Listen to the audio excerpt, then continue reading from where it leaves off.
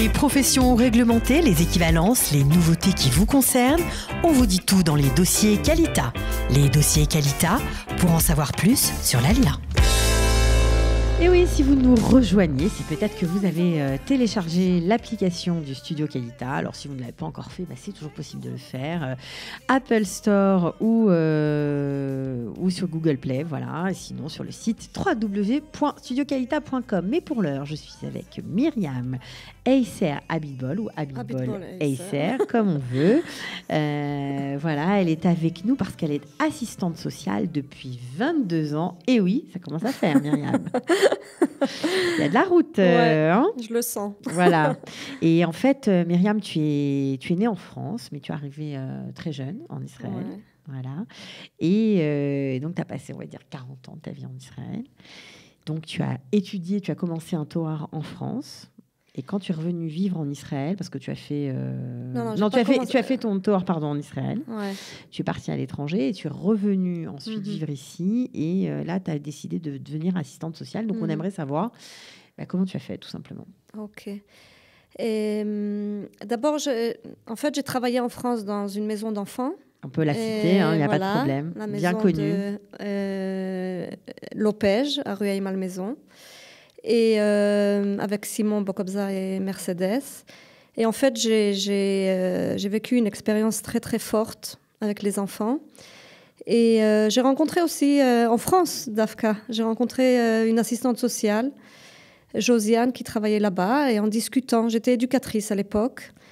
Et quand je suis rentrée, j'ai eu envie de travailler dans le domaine social. Et en Israël, en fait, le domaine social de l'assistante sociale, il est très, très ouvert. Il est très large. Il est très large. Voilà, il est beaucoup, beaucoup plus large. Donc, il a le domaine un peu qui touche le domaine psychique, le domaine social et le domaine communautaire. Donc, il y a trois pôles, on va dire, lorsqu'on devient assistante sociale. On est spécialisé de par sa formation académique dans 3 domaines et après, on choisit son domaine de prédilection. Exactement. Donc, moi, je suis arrivée en fait à l'université. J'avais déjà un diplôme, donc c'était plus facile d'y accéder. En principe, quand on n'a pas de diplôme, on arrive après le bac. Il faut faire le psychométrique, plus bac. C'est l'examen pour entrer. Le Sésame ouvre-toi pour l'université. Aujourd'hui, c'est beaucoup plus difficile. Au niveau des psychométriques, on demande beaucoup. On demande beaucoup pour être accepté dans ses études. Si on est accepté, c'est 3 ans. Le premier, le Toa Rishon. OK. 3 ans, où on étudie effectivement tout ces 3 domaines-là. Ces 3 domaines-là, élargis, au long, en large et en travers. La deuxième année et la troisième année, il y a un stage qu'on fait. Et c'est là qu'on choisit, en fait, on choisit, son domaine. On commence à choisir son domaine, l'orientation. C'est des stages de 20 heures. Par semaine, donc c'est quand même comme un mi-temps. C'est une vraie expérience de travail. On est payé ? Non, on n'est pas payé. Non. Ça fait partie de l'université. On reçoit une supervision, on est accompagné. C'est le travail clinique, ce qui est sur le terrain qui apporte beaucoup, en fait. Bien sûr. Donc, ça, c'est le stage. Et après le stage, et après les études, et après qu'on ait fini tout ça, C'est un stage qui doit durer combien de temps ?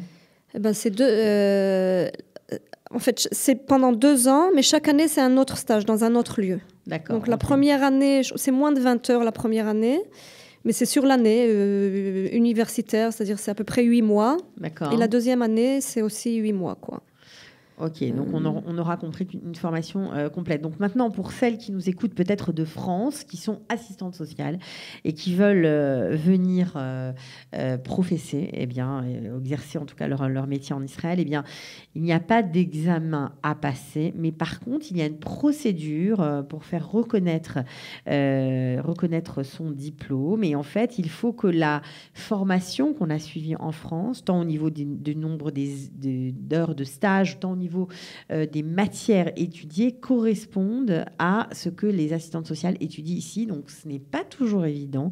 Vraiment gardez, on le dit à chaque fois, mais gardez bien, vos diplômes, vos heures de stage, les matières que vous avez enseignées, parce que ça vous sera sûrement très utile ici. Et ça ne marche pas toujours, mais si vous avez été, on va dire, bien renseigné, en tout cas par rapport à ce qu'on étudie ici comme matière, vous pouvez peut-être avoir une chance de valider votre diplôme, mais il faudra passer obligatoirement par cette procédure. On préfère le préciser. Voilà. Alors, Myriam, donc vous avez fait un parcours un peu différent. Vous êtes devenue certes assistante sociale, mais ici, puisque vous avez étudié en hébreu et en Israël. Alors, aujourd'hui, on étudie obligatoirement à l'université assistante sociale ou pas? Et comment ça s'appelle en hébreu? En hébreu, ça s'appelle avoda socialit. Ok.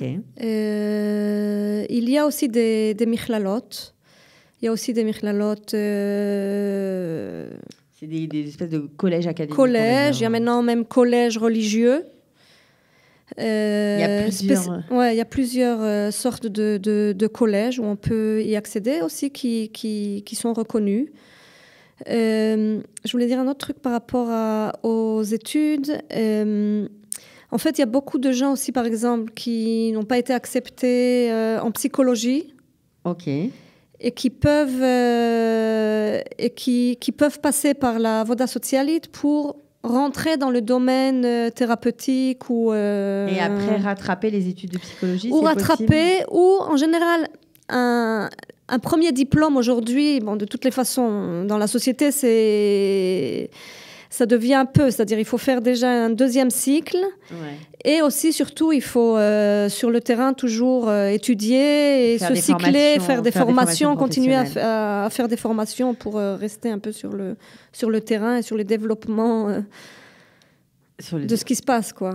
Toujours être au courant, bien sûr. Bon, alors, on ne l'a pas dit, mais bien sûr, les assistantes sociales dépendent du ministère du Travail et des Affaires sociales, qu'on appelle le ministère de la Revacha, voilà, à ne pas confondre avec les services sociaux, qui s'appellent la Revacha. C'est toujours un peu compliqué. Qu'est-ce qui vous a aidé dans vos études, à vous? Qu'est-ce qui a été important? En fait, c'est le lieu du stage. Le lieu du stage, je pense que j'ai eu de la chance de tomber dans un lieu intéressant, avec un très bon accompagnement.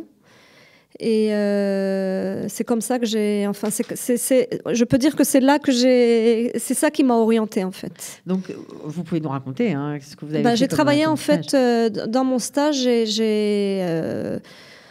on touche un peu à tout, comme c'était dans un dispensaire thérapeutique. Donc, c'est quoi un dispensaire thérapeutique? En fait, ça s'appelle en hébreu Mirpa'a lebriut hanefesh. Ça appartient au ministère de la Briout, c'est-à-dire c'est au ministère de la Santé. Un lieu où je sais pas, il y a une équivalence en France où les gens en difficulté psychique veulent faire une thérapie, avoir un soin thérapeutique ou un soin psychiatrique. Des gens qui ont des difficultés, qui ont eu des difficultés psychiatriques ou qui sont malades psychiatriquement, sont soignés. Il y a des psychiatres, il y a des psychologues, il y a des assistants sociaux, et il y a une infirmière aussi dans ce dispensaire. Et alors justement, l'assistante sociale, elle sert à quoi dans ce cas précis? Puisqu'il y a des psychologues, il y a des psychiatres. Alors en fait, très bien exactement, le rôle des de fois, ça se touche aussi. C'est-à-dire, on fait aussi un travail thérapeutique, mais on a une autre oreille qui touche au social. C'est-à-dire que moi, par exemple, en tant qu'assistante sociale, si je vois une personne en thérapie, qui est venue parce que souffrant et qui veut faire une thérapie, je vais aussi avoir une autre oreille. Je vais voir un peu, j'aurai aussi une écoute de ce qui se passe à la maison, au niveau du travail, au niveau des enfants, s'il y a des enfants, au niveau financier. C'est-à-dire, j'aurai une oreille qui s'ouvre à la revacha. En fait, à la revacha de la personne. La revacha, c'est-à-dire aux services sociaux. Mais en hébreu, il y a aussi revacha, ça veut dire well-feeling, c'est-à-dire au bien-être au bien-être de la personne. Okay. Donc, en fait, c'est ça l'oreille en plus du psychologue. Le psychologue, il fera la thérapie. En plus, lui, dans ses études, il apprend à faire des diagnostics, il aura un truc. Et nous, on a cette oreille-là qui s'ouvre. Qui prend en compte voilà. le patient dans sa globalité. Donc, en fait, par exemple, dans un dispensaire thérapeutique, je peux aussi... Ce que j'ai fait, je peux m'occuper des personnes qui sont en difficulté psychiatrique, les écouter, aider, les orienter, et aussi les orienter à travers les lieux qui peuvent les aider. Par exemple, un lieu de travail qui est adapté à ces difficultés, un accompagnement. Je peux l'orienter au Bitoire Loumi pour qu'il ait une reconnaissance de ces difficultés, éventuellement avoir d'autres aides. C'est faciliter la vie pratique au quotidien, en tout cas de ces gens qui sont parfois malades ou en tout cas qui ont besoin d'aide d'un point de vue psychique et d'un point de vue émotionnel. Alors justement, vous êtes spécialisé dans tout ce qui est gestion, on va dire, des crises avec des épisodes psychotiques, pas toujours c'est au démarrage, on va dire.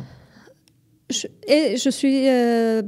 travaille aussi dans ce domaine-là. Enfin, Vous faites plein de choses, mais c'est un peu compliqué de parler de tout, mais en tout cas, vous êtes là sur un projet à Chauvel, on peut le dire, très intéressant. Qui, effectivement, c'est un nouveau projet qui a mis en place un accompagnement intensif de la famille dont la personne a traversé une première crise psychotique et qui, effectivement, quand on traverse une première crise, on est un peu déboussolé ou même beaucoup déboussolé, la personne même et la famille aussi. Donc on pense que si on met le paquet sur l'écoute de la famille, la tikchoret, la relation de la famille sur ce qui s'est passé et la personne même, on peut aider à éviter une deuxième crise. Et plus on évite, mieux on s'en sort. Alors justement, c'est un sujet dont on ne parle pas souvent, mais il y a aussi parmi les gens qui arrivent, qui font leur alia, beaucoup d'Olim Pradashim. Certains traversent des moments au sein des familles, que ce soit les enfants ou les parents. Ça s'accompagne avec tous les changements qui entraînent l'alia, des épisodes psychotiques, des crises, des incidents parfois graves. Vous rencontrez ce genre de problème et vous pouvez indiquer aussi aujourd'hui aux Olim Pradashim qui nous écoutent, qui sont un peu paumés, qui ne savent pas à qui s'adresser, quoi faire. Alors, effectivement, quand on fait une alia, moi j'étais jeune quand je suis arrivée, mais c'est vrai que c'est très difficile. Et pour les parents, et pour les enfants, l'orientation, et pour les jeunes adultes qui arrivent, la langue, le travail. Et effectivement, quand on est dans un stress, on peut, pas forcément, mais on peut accéder. Heureusement, mais on peut. On peut aussi accéder à des glitchots, des crises, des épisodes psychotiques ou autres. Et en fait, il y a des dispensaires thérapeutiques à Jérusalem. Il y a à Kiryat Yovel, il y a à Talpiot. Il y a aussi Rehov Bar-Ilan, par là-bas. J'imagine que dans tout le pays, ça existe dans tout le pays. Oui, ça existe dans tout le pays, oui, exactement. Ouais. Il y a ce qui s'appelle les services sociaux des quartiers, de la mairie. Comment on appelle ça en hébreu ? Ça s'appelle Lishkat Revacha. Là-bas, par exemple, si on a des difficultés, même ça peut être par rapport à un enfant qui a des difficultés à l'école et qui doit être orienté pour faire des diagnostics ou pour avoir des tipoulim, des thérapies spécifiques et tout ça, on peut accéder là-bas, ouvrir un dossier et là-bas, on va vous orienter dans tous les domaines qu'il y a en Israël, enfin dans la ville même. Parce que c'est vrai que les francophones ont parfois un peu du mal, ils craignent d'être estampillés X ou Y et ils ne font pas souvent la démarche, même s'ils en ont besoin, d'aller vers ce genre de service. Des fois, la démarche, ça peut être une démarche. Ça ne veut pas dire qu'on va rester là-bas toute la vie. Ça ne veut pas dire qu'on en aura besoin toute la vie. Des fois, on passe des périodes dans la vie, comme une alia, c'est un passage et c'est un passage important. Et on a besoin d'être orienté, accompagné à un moment de notre vie. Et il suffit d'être accompagné à un moment de notre vie pour retourner, se recycler, retomber sur nos pieds. Moi, c'est comme ça que je vois les choses. Demander de l'aide, ça fait partie de la guérison. C'est pas mal, ça. Mm-hmm. Non, mais c'est vrai. Pouvoir demander, ça veut dire je reconnais que j'ai du mal et que j'ai besoin de l'aide. Ça veut dire déjà que j'ai beaucoup de force parce que je reconnais ça et je demande de l'aide et je pourrais laisser ma place après à quelqu'un d'autre et continuer. Ok, alors ce projet, vous rencontrez aussi des francophones dans ce projet dans lequel vous travaillez ou pas? Il y a un peu de tout. Il y a de tout. Ouais. Ok. Qu'est-ce qui vous plaît dans ce que vous faites? Qu'est-ce que vous préférez faire? Moi, ce que je ressens que j'aime, c'est être dans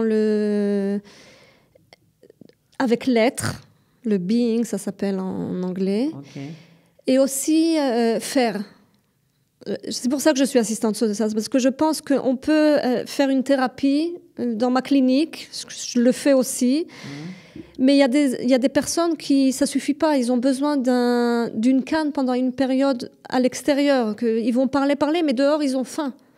Ou à l'extérieur, ils n'ont pas de travail. Alors, c'est bien d'en parler, mais si j'ai des difficultés de trouver du travail, il faut aussi pousser un petit peu, orienter. Donc, c'est ça que j'aime, en fait. C'est lier les deux choses en même temps. L'être et aussi la siya, quoi. La vie, la sevenishma, en fait, c'est un peu ça, quoi. C'est chilouv. Ok. Donc on a parlé bien sûr des difficultés émotionnelles, des épisodes psychotiques, mais ça marche aussi lorsqu'il y a des difficultés financières dans les familles. On peut aussi demander de l'aide. On se tourne vers les mêmes bureaux, c'est pareil. C'est les services sociaux de la ville. En fait, c'est oui, parce que par ce biais, ce sera beaucoup plus facile. Par exemple, il y a le Bitoach Leumi. Le Bitoach Leumi, si par exemple un enfant ou un adulte a une difficulté, ça peut être une maladie ou une pigoure, un retard. Un retard difficulté mental. Organique. Par le dossier, on peut accéder au Bitoach Leumi plus facilement parce qu'on a un rapport de l'assistante sociale et on est plus aidé, on est moins seul, on est moins seul dans tout les services sociaux. Ouais. C'est pas même le dispensaire. Enfin, il y a les services sociaux, il y a les dispensaires. Redonnez-nous le nom des dispensaires en hébreu. Alors, à Jérusalem, le nom des dispensaires. Ça s'appelle Tachana Lebriut HaNefesh ou Mirpa'a Lebriut HaNefesh. Aujourd'hui, j'ai oublié, ça c'est hyper important, avec la réforme, les Kupot Cholim aussi. Okay. C'est les Kupot Cholim, en fait, qui ont racheté les dispensaires. C'est-à-dire, on peut se faire soigner à la Kupot Cholim. Ok. D'accord. Donc ça... Bon, écoutez, en tout cas, c'est hyper intéressant. Vraiment, merci beaucoup. Pas toujours l'occasion de parler avec une professionnelle qui a autant d'expérience que vous. Voilà, c'était très intéressant. J'espère que ça aura aidé ceux qui en ont besoin. Voilà, à bientôt Myriam. À bientôt, voilà. Merci. De rien, ciao.